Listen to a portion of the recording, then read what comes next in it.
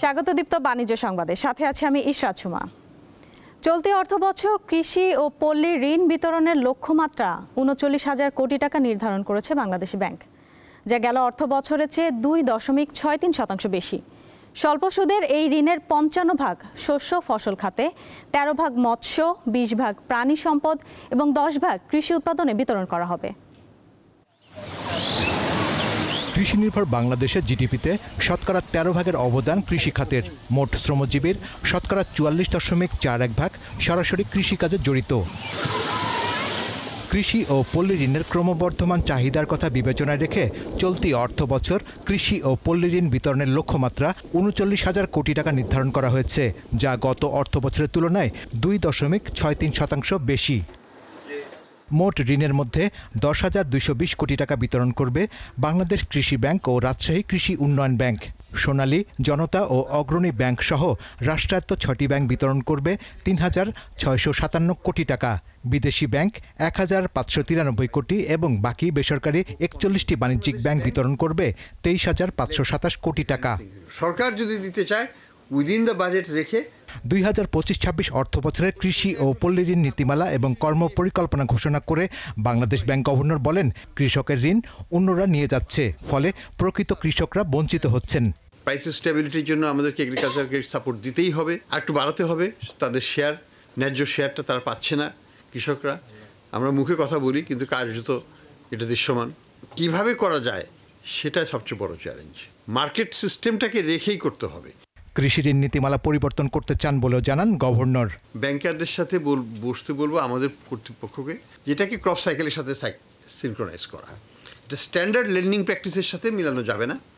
একটা ক্রপ যদি আমার মিনিমাম ৪ মাস লাগে, ১২০ দিনের নিচে কোনো ধান আসবে না, কোনো পাটও আসবে না। আমাকে ক্রপ সাইকেল যদি ১২০ দিন হয়, ৪ মাস, সাথে আমাকে বিক্রি করার জন্য আরও ২ মাস সময় দিতে হবে, তাহলে ৬ মাসের একটা ক্রপ সাইকেল আমি করতে পারি। দালালদের দৌরাত্ম্য কমিয়ে প্রকৃত সুবিধাভোগীদের কৃষি ঋণ প্রদান করতে ব্যাংক কর্মকর্তাদের নির্দেশ দিয়েছে বাংলাদেশ ব্যাংক। শাহরিয়ার ইমন, দীপ্ত সংবাদ, ঢাকা। বিদায়ী ২০২৪-২৫ অর্থ বছরের শেষ প্রান্তিক এপ্রিল-জুনে রপ্তানি আয় ও প্রবাসী আয়ের প্রবৃদ্ধিতে দেশে বৈদেশিক মুদ্রা রিজার্ভ তথা মজুদ বেড়েছে। তবে একই সময়ে বেসরকারি খাতে ঋণের প্রবৃদ্ধিতে ছিল মন্থর গতি। মূলধনী যন্ত্রপাতি আমদানিও কমেছে। Metropolitan chamber of commerce and industry MCCI-এর ত্রৈমাসিক পর্যালোচনায় দেশের অর্থনীতি নিয়ে এ তথ্য উঠে আসে। মঙ্গলবার প্রকাশিত এই প্রতিবেদনে বলা হয়, গত অর্থ বছরের তৃতীয় প্রান্তিক জানুয়ারি-মার্চে মোট দেশজ উৎপাদন জিডিপিতে প্রবৃদ্ধি বেড়ে দাঁড়িয়েছে ৪.৮৬%, যা দ্বিতীয় প্রান্তিকে ছিল ৪.৪৮%। জুনে মূল্যস্ফীতি সামান্য কমে হয়েছে ৮.৪৮%। তবে বার্ষিক গড় মূল্যস্ফীতি হয়েছে ১০.০৩%, যা সহনীয় মাত্রার অনেক ওপরে। MCCI মনে করে, অর্থনৈতিক পুনরুদ্ধারের পথে কয়েকটি কাঠামোগত সমস্যা বড় বাধা হয়ে আছে। বেসরকারি খাতে ঋণ প্রবৃদ্ধির দুর্বলতা, মূলধনী যন্ত্রপাতির আমদানি হ্রাস এবং বিনিয়োগের মাত্রা কমে যাওয়া এসবই অর্থনৈতিক গতি মন্থর করেছে।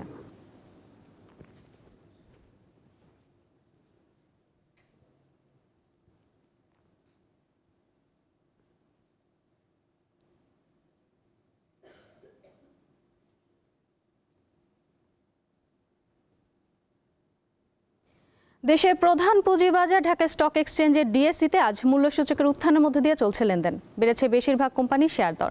পুঁজিবাজারের খবর জানাতে এবার আমাদের সঙ্গে যুক্ত আছেন সহকর্মী শাহরিয়ার ইমন। ইমন, পুঁজিবাজারে নতুন শেয়ারের যে বিনিয়োগকারীরা তারা কেমন দেখছেন, এছাড়া দিনের লেনদেন সম্পর্কে আমাদের জানাবেন।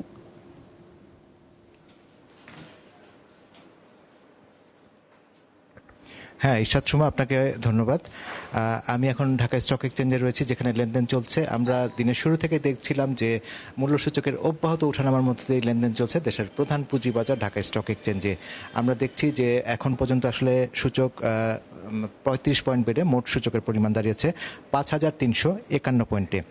আর যদি আমরা লেনদেন হওয়া কোম্পানিগুলোর দিকে তাকাই, তাহলে দেখব যে আমরা আজকে ঢাকা স্টক এক্সচেঞ্জে লেনদেন হওয়া বেশিরভাগ কোম্পানির শেয়ারের দাম বেড়েছে।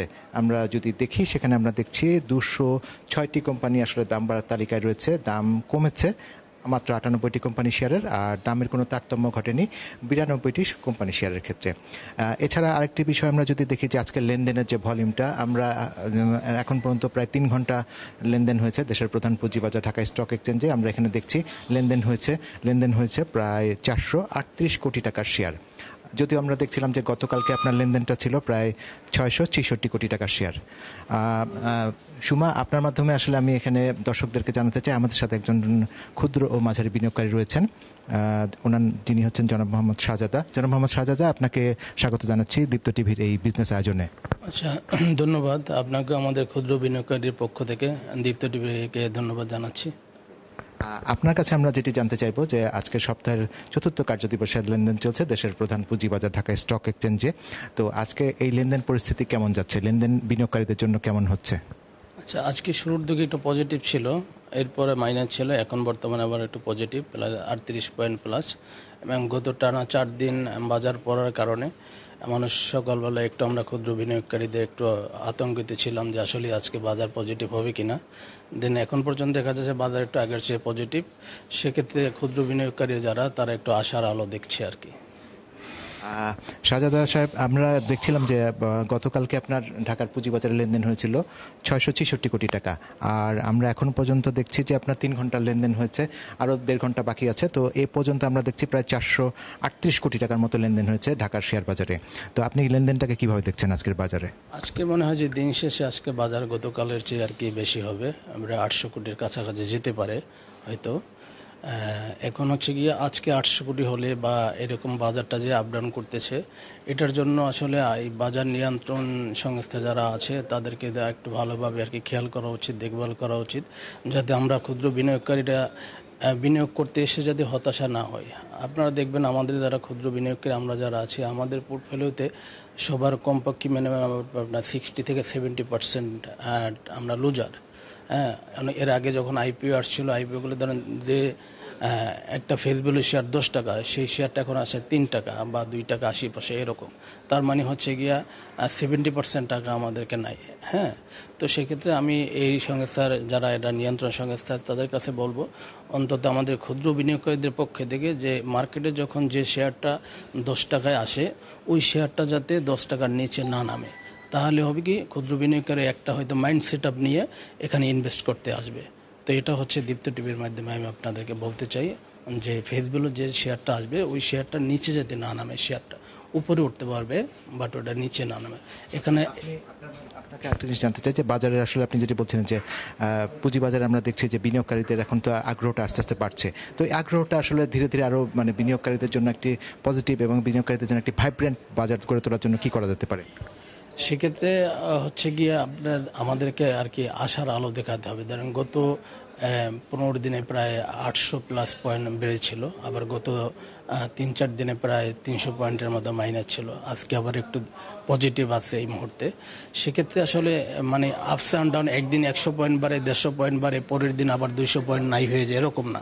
আমার প্রতিদিন হয়তো 10-20 পয়েন্ট বাড়ুক বা 20 পয়েন্ট বাড়ুক, হ্যাঁ, একদিন আমাকে 100 পয়েন্ট বাড়ানোর প্রয়োজন, আর একদিন 200 পয়েন্ট ফালানোর প্রয়োজন নাই।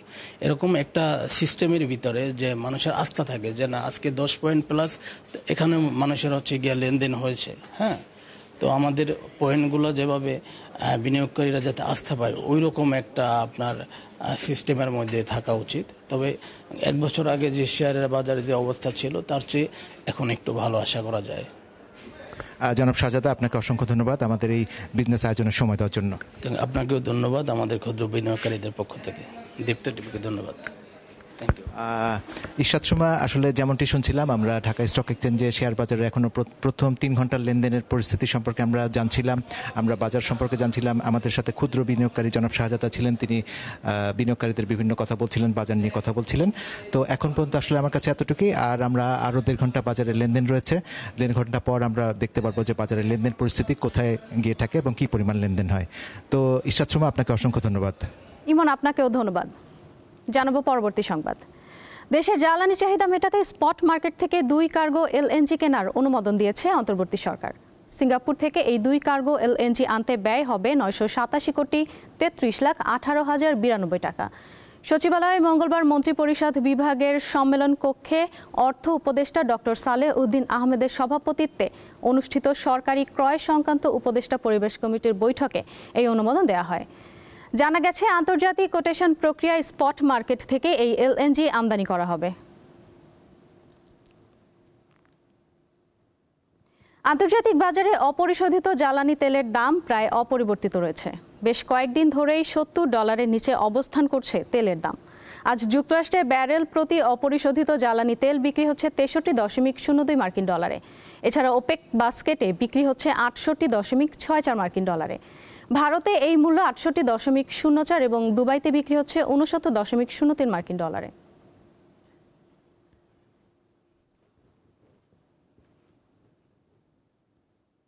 দিনাজপুরের বিরলের বানানা ম্যাঙ্গো জাতের আম মধ্যপ্রাচ্য সহ ইউরোপের বেশ কয়েকটি দেশে রপ্তানি হচ্ছে। কৃষি বিভাগ জানিয়েছে, এ বছর শুধু বিরল থেকে 10 মেট্রিক টন আম বিদেশে রপ্তানি হচ্ছে। ছোট ছোট গাছে ঝুলছে থোকায় থোকায় বানানা ম্যাঙ্গো জাতের সুস্বাদু আম। একই বাগানে রয়েছে কাটিমন জাতের আমও। বাগানটি দিনাজপুরের বিরল উপজেলার ফারাক্কাবাদ ইউনিয়নের সদরডাঙ্গা গ্রামের মমিনুল ইসলাম ও জুয়েল রানার। এবার কিছুদিন আগে দিছি কাতার এবং জার্মানিতে, বানানা দিছি 1 টন,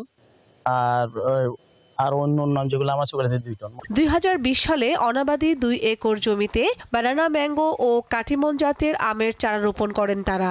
2 বছরের মাথায় প্রথম আম আসে। দেশের বিভিন্ন অঞ্চল থেকে আসা ব্যবসায়ীরা সরাসরি বাগান থেকেই আম ক্রয় করেন। 80 টাকা কেজি দরে বানানা ম্যাঙ্গো আর 60 টাকা কেজি দরে কাটিমন জাতের আম বিক্রি হচ্ছে।